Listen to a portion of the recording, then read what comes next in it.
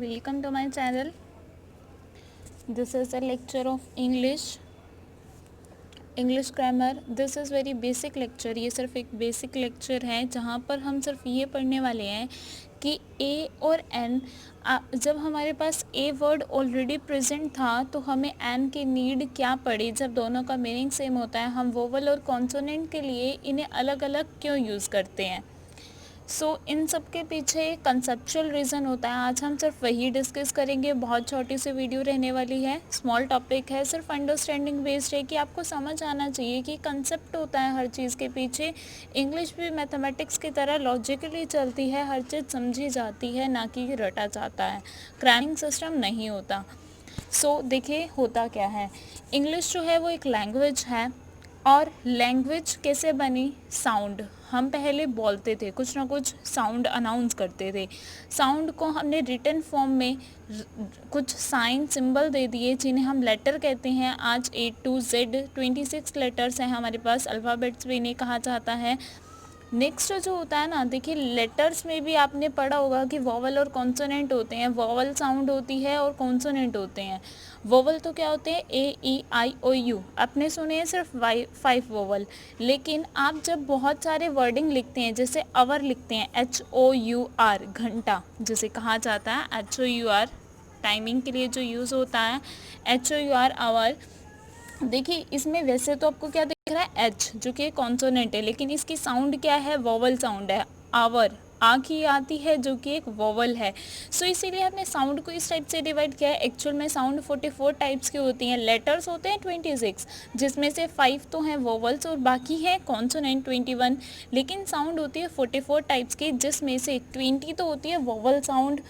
ऐसे लेटर्स, ऐसे वर्डिंग आती है. कुछ ऐसे लेटर्स भी होते हैं जो किसी के साथ अटैच होते हैं तो वो वोवल साउंड देते हैं, किसी और वर्ड के साथ अटैच होंगे तो वो कॉन्सोनेंट. इसीलिए डिवाइड किया गया कि 44 साउंड है, जिसमें से 20 वोवल साउंड है एंड 24 कॉन्सोनेंट साउंड्स हैं. देखिए इसी के बेसिस पे हम करते क्या है, ए और एन आर्टिकल में साउंड का डिफरेंस होता है, ना कि कोई कंसेप्ट का. जो ये कंसेप्ट यहाँ से लाया गया है ना, ये एक्चुअल में क्या था, ये सिर्फ साउंड सिस्टम था. साउंड के डिफरेंस की वजह से हमें ए और एन 2 वर्ड यूज़ करने पड़े.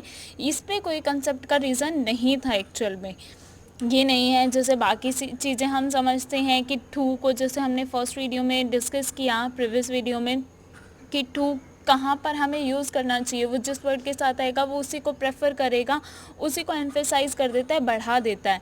वहाँ एक कंसेप्ट यूज़ होता था. लेकिन यहाँ पर क्या है, ये कोई कंसेप्ट बेस्ड नहीं है. हमने जब ए और एन आर्टिकल के डिफरेंस को पढ़ेंगे तो ए और एन आर्टिकल के बीच में कोई कंसेप्ट डिफरेंस नहीं होगा. लेकिन आर्टिकल ए एन अलग रख दीजिए और द अलग रख दीजिए, वहाँ पर कंसेप्ट का डिफरेंस आएगा कि ए एन कब यूज़ करना है और द कब यूज़ करना है. वहाँ कंसेप्ट है, लेकिन यहाँ कोई कंसेप्ट नहीं है. ए और एन के बीच में डिफरेंस सिर्फ साउंड का है.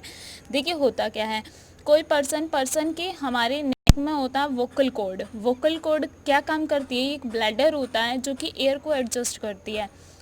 मैन में ये 16 mm की होती है, मिलीमीटर, और जो mm की होती है. एंड नेक्स्ट जो फीमेल में होती है ये 10 mm की होती है, जिसकी वजह से हमारे वोकल कॉर्ड की वजह से आपने देखा होगा कि फीमेल की साउंड जो होती है वो काफ़ी पीच होती है, तीखी होती है, जबकि मैन की अलग होती है, भारी होती है. तो वो वोकल कॉर्ड की वजह से होता है. एयर को एडजस्ट करने का ब्लैडर अलग अलग है.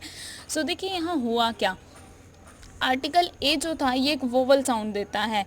और वोवल साउंड क्या करती है, सिर्फ वोकल कॉर्ड का यूज़ होता है वोवल साउंड में, जबकि कॉन्सोनेंट में वोकल कॉर्ड के अलावा भी यूज़ किया जाता है. तो वोवल साउंड ऐसा है जहाँ पर सिर्फ वोकल कॉर्ड का यूज़ होता है.